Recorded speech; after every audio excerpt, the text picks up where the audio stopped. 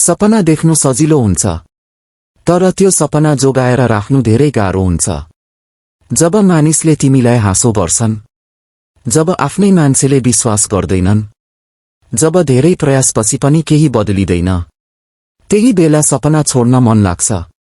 तर सोच, यदि किसानले बिउ रोपेपछि भोलिपल्ट फल खोज्यो भने उसले कहिल्यै फल पाउँदैन, किनकि समय लाग्छ। ठूलो कुरा बन्ने सबै चिजलाई समय लाग्छ। तिमी अहिले सङ्घर्षमा छौ भने त्यो असफलता होइन, त्यो तयारी हो। धेरै मानिस अन्तिम क्षणमा हार मान्छन्, जबकि सफलता उनीहरूबाट केही कदम टाढा मात्रै हुन्छ। तिमीलाई थाहा छ, सपना पूरा गर्ने मान्छेहरू अरूभन्दा धेरै प्रतिभाशाली भएर होइन, अरूभन्दा धेरै टिकेर सफल भएका हुन्। त्यसैले आफ्नो सपना कसैको शब्दले नमार। यदि तिम्रो मनले त्यो सपना देखेको छ भने सायद तिमीभित्र त्यसलाई पूरा गर्ने शक्ति पनि छ। संसारले तिमीलाई अहिले नचिन्ला, तर एक दिन यही संसारले तिमीलाई उदाहरण बनाउनेछ। बस रोकिएर पनि अघि बढिरह, ढिलो भए पनि हिँडिरह, किनकि सपना त्यही मान्छेको पूरा हुन्छ जसले कठिन समयमा पनि विश्वास छोड्दैन।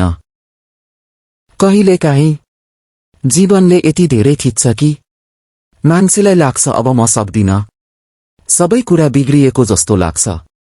आफ्नो समय कहिले आउँछ भन्ने पनि थाहा हुँदैन।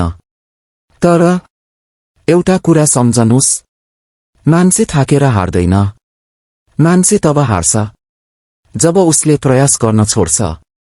आज तपाईँ जहाँ हुनुहुन्छ, सायद त्यहाँ पुग्न पनि धेरै सङ्घर्ष गर्नुभएको थियो। त्यो सङ्घर्षलाई बिर्सनु हुँदैन। जीवन कहिल्यै सिधा हुँदैन, कहिले उज्यालो, कहिले अँध्यारो। तर अँध्यारो रातपछि बिहान रोकिएको छैन। सायद अहिले कसैले तपाईलाई बुझिरहेको छैन। सायद तपाईँ चुपचाप आफ्नो पीडा बोकेर हिँडिरहनु भएको छ। तर विश्वास गर्नुस्, धैर्य राख्ने मानिस एक दिन अवश्य चम्किन्छ। ढिलो भएको सफलता पनि सफलता नै हो।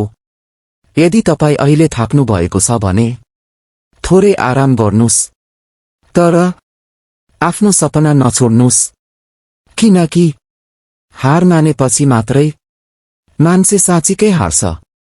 कहिलेकाहीँ मान्छे भिरभित्र भएर पनि एक्लो महसुस गर्छ। सबै आफ्नै जीवनमा व्यस्त हुन्छन्, अनि बिस्तारै मनले चुप लाग्न सिक्छ। सायद एक्लोपन नै जीवनको सबैभन्दा शान्त शिक्षक हो। एक्लोपनले मलाई सिकायो, सबै समय कोही साथमा हुँदैन।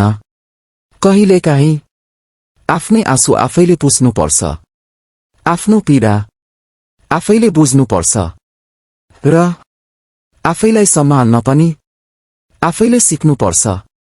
पहिला मलाई लाग्थ्यो एक्लै हुनु कमजोरी हो, तर अहिले बुझ्दैछु एक्लोपनले मान्छेलाई बलियो बनाउँछ। चुपचाप बस्दा मनले धेरै कुरा बुझ्न थाल्छ। को आफ्नो हो, को केवल समयको साथी थियो, सबै बिस्तारै थाहा हुन्छ।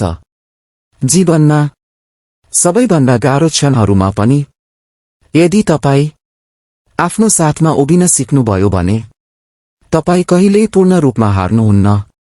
एक्लोपनले मलाई अरूभन्दा पहिले आफैलाई माया गर्न सिकायो।